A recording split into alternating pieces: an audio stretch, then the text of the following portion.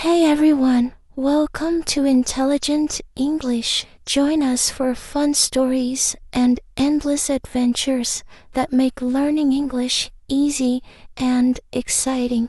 Once upon a time, in the rolling hills of Pennsylvania, a little girl named Taylor Allison Swift was born on December 13th, 1989. She grew up on a Christmas tree farm where the air smelled like pine needles and fresh snow.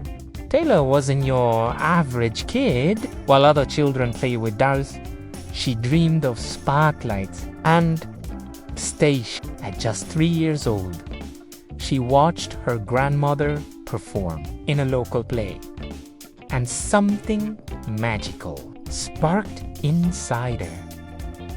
Ambition, as Taylor later called it, was like a fire that never went out. Taylor had moved to Nashville, Tennessee, the heart of country music. Her family packed up their lives, chasing her dream. "I want to be a singer," she told her mom one night, her blue eyes wide with determination. Nashville wasn't easy. It was a city full of talented musicians, all hustling for a break. Taylor knocked on doors, sang at cafes, and even performed at county fairs. Rejection stung like a bee, but she kept going. She wrote her first song at 12, scribbling lyrics on napkins about crushes and small-town heartbreaks. Resilience, she'd say, the power to bounce back stronger. Fate smiled on her in 2003. 14 Taylor signed with Big Machine Records, the youngest songwriter ever, hired by Sony, ATV. The music world buzzed. Who was this blonde teen with a guitar? Bigger than her dreams. Her debut album, Taylor Swift, dropped in 2006 like a summer storm. Tracks like Tim McGraw and Teardrops on My Guitar painted pictures of teenage love, sweet, sour, and everything in between. Fans fell in love with her voice. Soft as cotton candy, but sharp as a fiddle. The album went platinum, selling over 5 million copies. Taylor wasn't just singing. She was storytelling, turning diary pages into hits. But success has its shadows. As Fearless arrived in 2008, Taylor exploded onto the scene. At This Your Chop, she won her first Grammy for Best Country Album. Songs like Love Story, a modern twist on Romeo and Juliet, and You Belong With Me became anthems for every girl with a secret crush. She toured the world, her golden curls flying under stadium lights. Yet, the spotlight burned. The media called her a serial date, twisting her romances into tabloid fodder. Scrutiny, Taylor reflected, feels like being under a microscope. One infamous moment, the 2009 VMAs, where Kanye West interrupted her acceptance speech. The world watched in shock. But Taylor turned pain into power. She wrote Speak Now in 2010. A whole album penned solo, 100% her words, her heart. Speak Now was a triumph. Tracks like Back to December showed vulnerability, apologizing for past mistakes. Mine captured the thrill of first love. It debuted at #1. proving Taylor could evolve without losing her roots. But whispers grew. Was she too country for pop, too pop for country? Taylor heard them all, but she didn't flinch. She was building an empire writ by heartfelt lyric. Then came the reinvention in 2012, red blended country twang with pop beats. We Are Never Ever Getting Back Together was a sassy breakup bop that topped charts worldwide. Collaborations with Ed Sheeran and Gary Lightfoot added fresh flavors. Sales soared over 1.2 million first-week copies. Taylor was no longer the girl next door. She was a global force. Yet, behind the smiles, doubts crept in. Am I good enough? She'd wonder. During late-night writing sessions, the turning point, 2014's 1989. Taylor ditched her country label like an old pair of boots.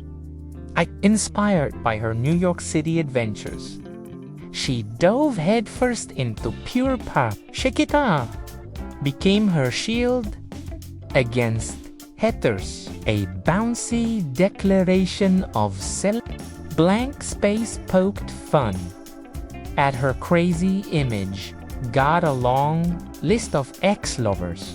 They'll tell you I'm insane. Critics Grammys poured in, including Album of the Year. 1989 sold 10 million copies, cementing her as pop royalty. Tours like the 1989 World Tour dazzled with fireworks and snake motifs, a nod to our growing fangs against online trolls. But storms loomed. In 2016, Taylor vanished from the spotlight. A bitter feud with Kanye West and Kim Kardashian exploded online, painting her as the villain. Songs like Look What You Made Me Do from Reputation 2017 roared back, I don't like your little games. Honey E arose up from the dead. The album was dark, edgy, a phoenix rising from ashes. It debuted with the biggest US sales week ever for a female artist, Taylor Proved. You can't bury a storyteller. From there, her empire expanded. Lover 2019 burst with rainbows and romance. Me with Brendan Urie was pure joy. Then the pandemic hit. Taylor re-recorded her old albums, fighting for ownership of her masters in a Davey versus Goliath battle with Scooter Brown, Folklore, and Evermore. Two were cozy sweaters of indie folk magic, born in isolation. Cardigan and Willow whispered tales of lost loves and hidden worlds. She directed her own video for The Men, calling out gender double standards. Grammys for Folklore alone. And crowned her the voice of a generation. By 2021, Red Taylor's version revived classics, adding Volt tracks like All Too Well, a 10-minute epic of heartbreak that broke the internet. Eras Tour, launching in 2023, became the highest grossing tours ever, over $1 billion. Stadiums shook with 50 Tuzong marathons. Each era a chapter in a book. Country girl, pop princess, indie poet, and beyond. Collaborations flowed with Post Malone on Fortnite from the Tortured Poets Department 2024. A double album of raw emotion.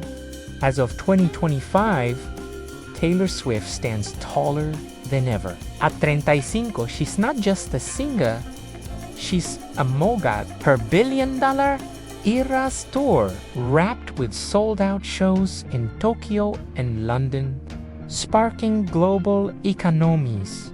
Hello's the booster concerts give to cities. She's advocated for artists' rights, donated millions to disaster relief, and even influenced elections. With her voter drives, rumors swirl of a new album, perhaps dipping into electronic vibes or film scores. After all, she scored Argyle in 2024. Taylor's story isn't a fairy tale. Without thorns, she's faced body shaming, death threats, and the weight of fame. But through it all, she's taught us authenticity wins. Write your truth, even if it scares you. From a farm girl with a guitar to a woman who rewrites her own rules. Taylor Swift's career is a reminder. Dreams don't have deadlines. They just need a melody and a little courage. And so, dear listener, what's your story? Grab a pen like Taylor did. Write it out. Sing it loud. The world is waiting for your verse. Thanks for watching. Like and subscribe for more inspiring stories and English tips. See you next time.